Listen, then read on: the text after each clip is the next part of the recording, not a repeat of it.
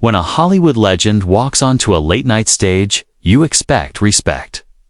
What you don't expect is the host trying to turn that legacy into a punchline. That night, Sylvester Stallone didn't just face questions. He faced a war of words. The lights were low.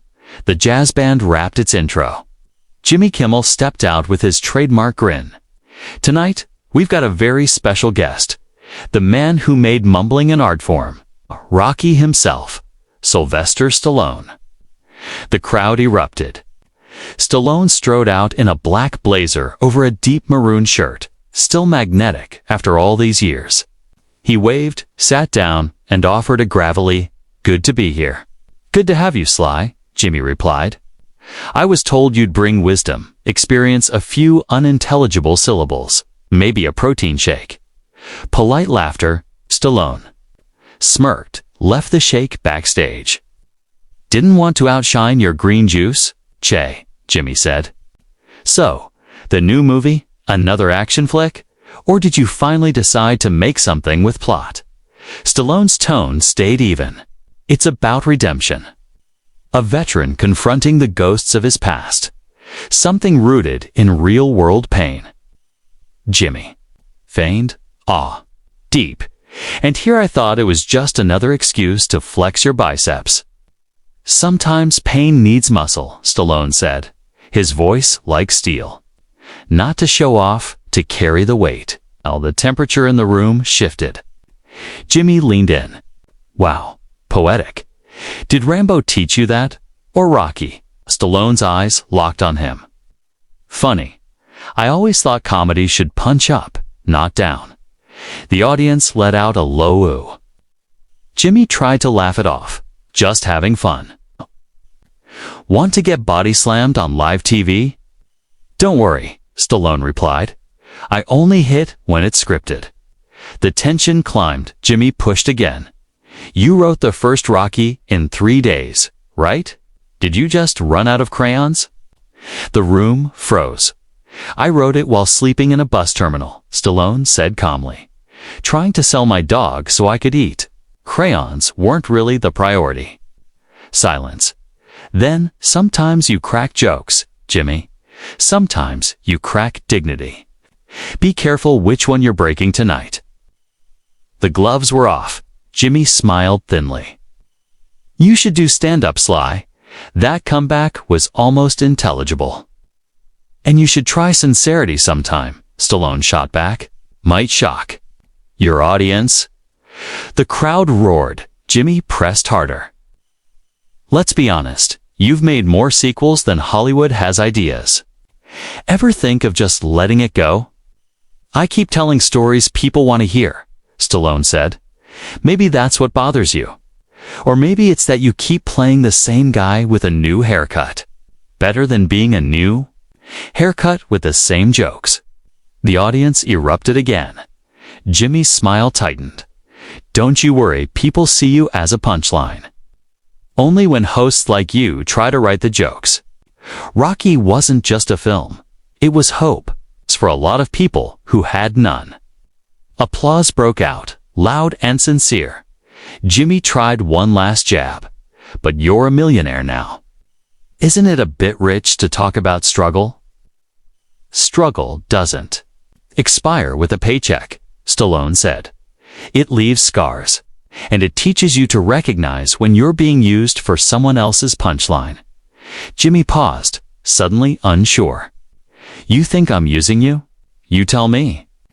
The silence was heavy. Jimmy forced a laugh. "Didn't know we booked a philosophy major tonight." "Funny," Stallone said. We booked a host." The audience roared. Jimmy clenched his jaw. "How do you respond to critics who say your career is just nostalgia, that without the past, you're nothing in the present?" Stallone leaned in. "Critics talk. Legends work. I don't need to relive the past. I built it." The applause was thunderous. Jimmy smirked weakly. "Come on, Sly. Can't you take a joke? Can you take the truth?" The room went still. Jimmy turned to camera. "We'll be right back. If Stallone doesn't punch me first, Everyone knew this wasn't a commercial break. It was a ceasefire in a fight for respect. Asterisk when words start cutting deeper than expected, even the strongest can feel the heat. But Stallone didn't flinch. He'd fought too long, too hard, to be rattled by a smirk behind a desk. The commercial break ended. The lights snapped back on. Jimmy straightened his jacket, pasted on his trademark grin.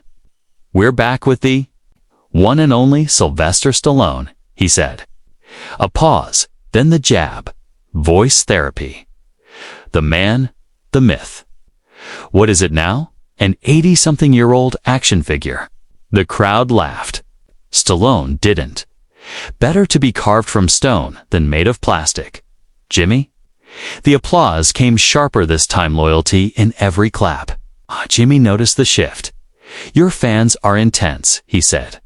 Almost aggressively so. "Like they still think you're that scrappy underdog from Philly?" "I am," Stallone replied evenly. "I just wear better shoes now." Jimmy smirked. "Come on, Sly. Haven't we moved past the underdog thing? Time to hang up the gloves, literally and metaphorically." Stallone met his eyes.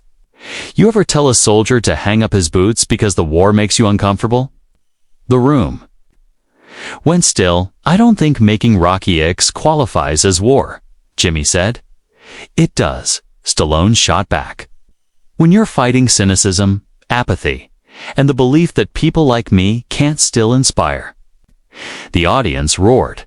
Jimmy tried again. "So, not ego. Mission?" "No," Stallone said. "Responsibility. You stop when you decide you're done, not when the world tells you to." Jimmy leaned in, spoken like a man selling box office tickets. Stallone's gaze hardened. Or like a man you're afraid someone might take seriously." The audience exploded. Jimmy shifted in his seat. "You know what scares me, Sly?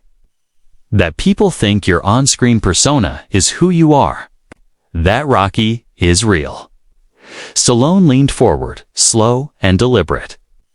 "Rocky is real. Not because I wrote him, but because millions of people saw themselves in him. He's a mirror, Jimmy. Something you clearly avoid looking into."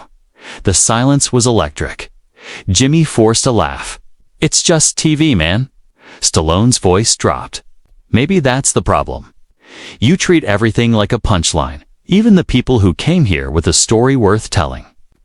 "Don't be so sensitive," Jimmy said. "Surely you can take a few words." Stallone stood, calm, unhurried. The air shifted. "I've taken enough," he said. "And I've given enough to this industry, to this audience, to the spirit of real storytelling." Jimmy rose too. "Where are you going?" "We're not done, but I am." Applause. Not from shock, from solidarity. Jimmy tried to recover. "Don't worry, folks. Next week we'll have someone with a sense of humor." The edge of the stage, Stallone turned. "Next week, try someone with a soul." He started to leave, then stopped. The years of battles, comebacks, and quiet dignity all in his eyes. "I've spent a lifetime building characters who fight for something. Maybe it's time Late Night did the same." The camera tried to follow, but cut awkwardly back to Jimmy, blinking, grasping for words. Backstage, crew members clapped. One young intern whispered, "Thank you." Within minutes, Twitter was on fire. Hashtags trended worldwide. Memes spread. Stallone standing tall, captioned, "Strength isn't loud. It's dignified by mourning." The clip had been played, dissected, and praised across the globe. He hadn't stormed out in anger, he'd walked out in dignity.